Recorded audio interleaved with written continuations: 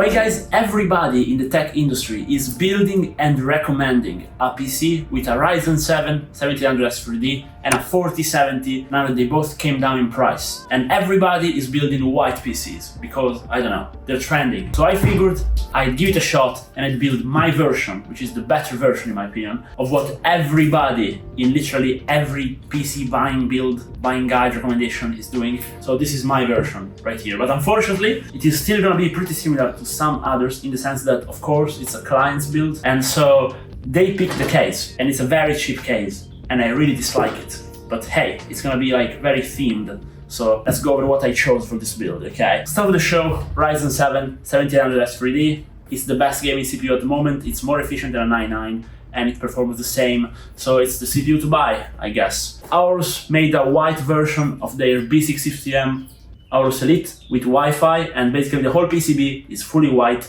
And the cool thing is a fully white motherboard is finally coming in at a cheaper price point because it's a B chipset, not an X. But still, it's like over 250 bucks, so it's not exactly cheap if you buy it brand new, but hey. But what is very cheap is this G-Skill RAM. So G-Skill made some non-RGB fully white RAM, and it's called the Ripjaws S5, pretty high speed, again 6000 MHz, plenty for this Ryzen, and it works, it does the job. So we got this one, again, relatively cheap, right around the 100 bucks point. For the SSD, I went not with the mainstream brands, and I got a Verbatim drive. Now Verbatim, I've covered them on the channel in the past.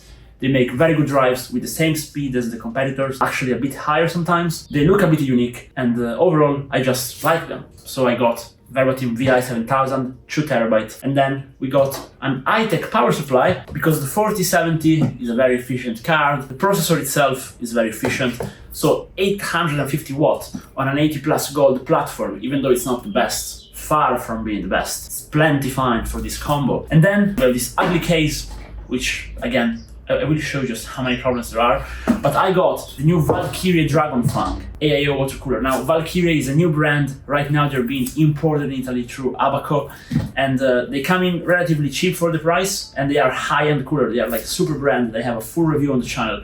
Go check it out. But this model is brand new, and I don't have it on the channel. It's the first time I have it here, so this is what I'm proud of. But yeah, I say before actually building the PC, let's spend a few words on the case. Okay, so let's go, guys. Basically, this off-brand right here from the deepest regions of Asia got all the trends in the gaming industry, put them in a single case, and did everything wrong. So you know that like magnetic panels are trending? Well, they made very tiny holding points, and you have this ugly thing to open it up.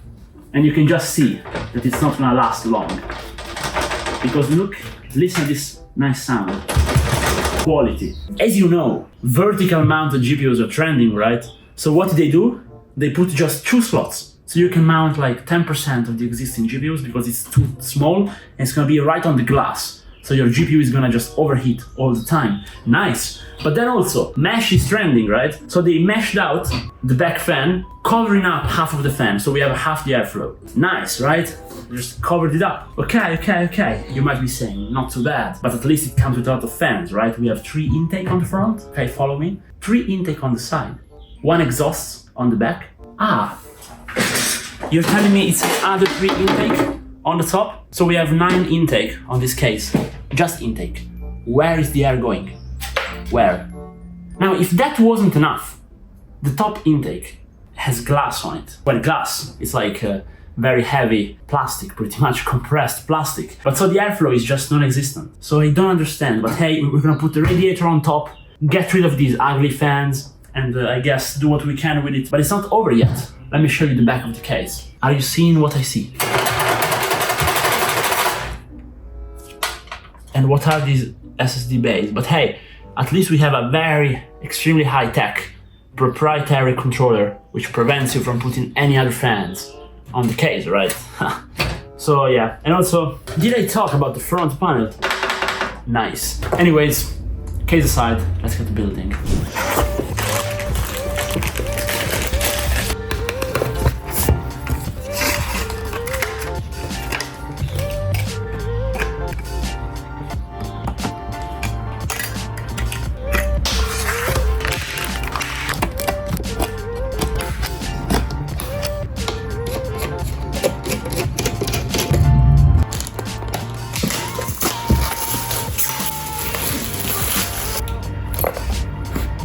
This is really cool. No way, no way, no, are you kidding me?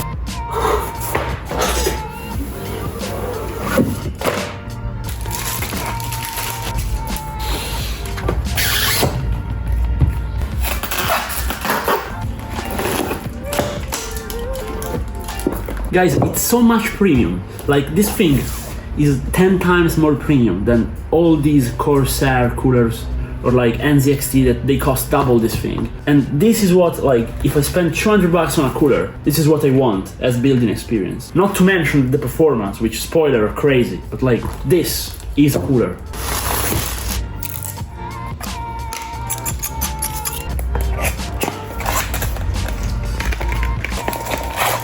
Guys, they also give you extra turner paste. Pretty cool. Pop it.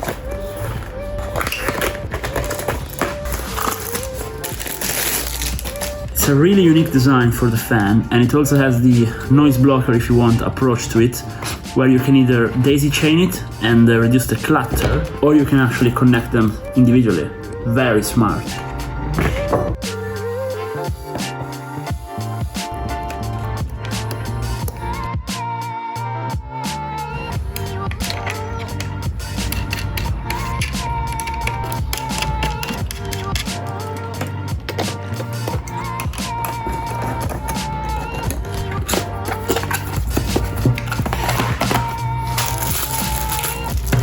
So we have been trying to cable manage this thing for the past, I don't know, 20 minutes. And it just goes to show why, like, going cheap on a case you can do, but too cheap is just really a terrible idea. Basically, here is where you lock the side panel, so you cannot route the cables here. Maybe one I can manage to, but we had to route the USB 3.0 from the front, and it's gonna just look ugly. But I'm gonna try to hide it as best as I can. The case not only is lacking just normal things like the micro ATX standoffs, but look at this. Those are screws. So if you were using a standard motherboard, you would risk scratching your motherboard and just throw it away because it would break. Great, great, nice.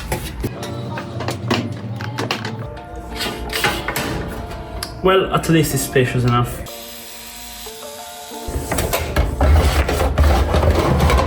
And now this is the final form. We also put some Techware sleeved cables, and really, to make it look this good, which is far from perfect, took us a while and a lot of sweat. But now, finally, the best part, what everybody loves, the card. And now we don't have any 4070, we have a Founders Edition, which, I mean, the box is just crazy good looking, but the card itself is actually pretty small, which I find pretty funny. So I say we go ahead, we mount this one, and we will also need, like, look at how cool this thing is. You take this out, open this one up, and it's a very unique box. You open it up, and inside of it, you have the cables. You may say it's a bit complicated for nothing, but I say, I don't know, it kind of justifies me overspending at the official Nvidia store, I guess.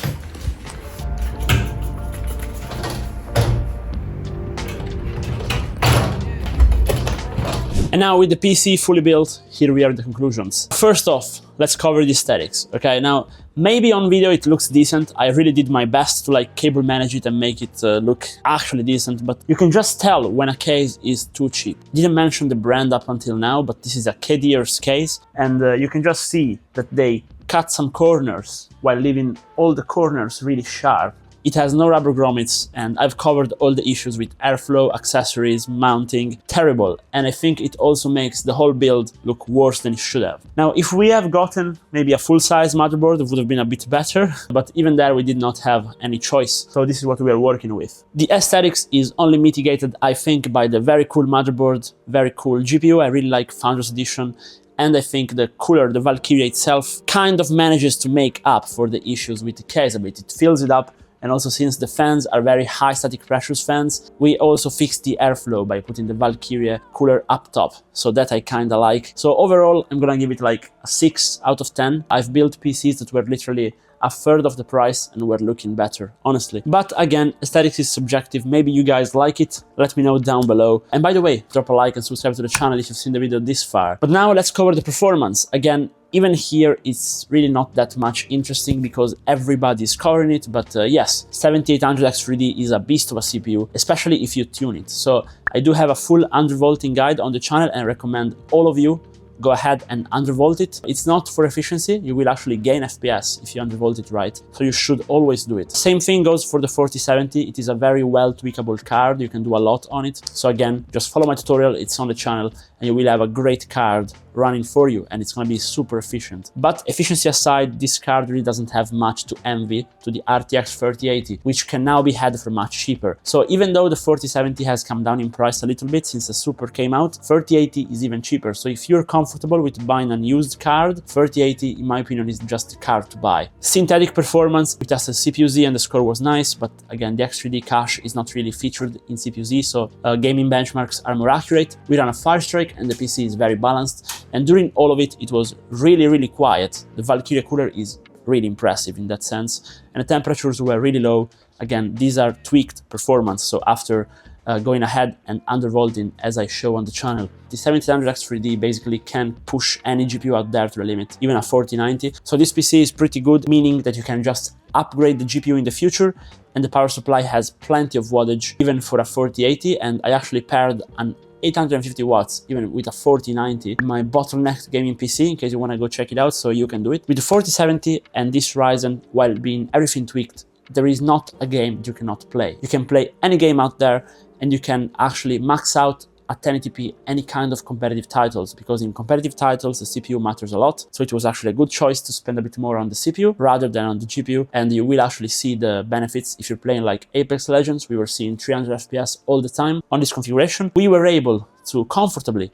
hit over 200 FPS on Warzone and over 300 on Fortnite. So even if you have a very high refresh rate monitor, you're going to be plenty fine. This GPU, being a 4000 series GPU, has DLSS, frame generation, and all those things which you might want playing at high resolution. But if you're playing at 1440p, you don't even need them. Just a standard 1440p, this PC will run fine, and you can actually do close to 240 FPS in Apex without using any of these technologies. But if you do want to play at 4K, this is not really what DPC is aimed for.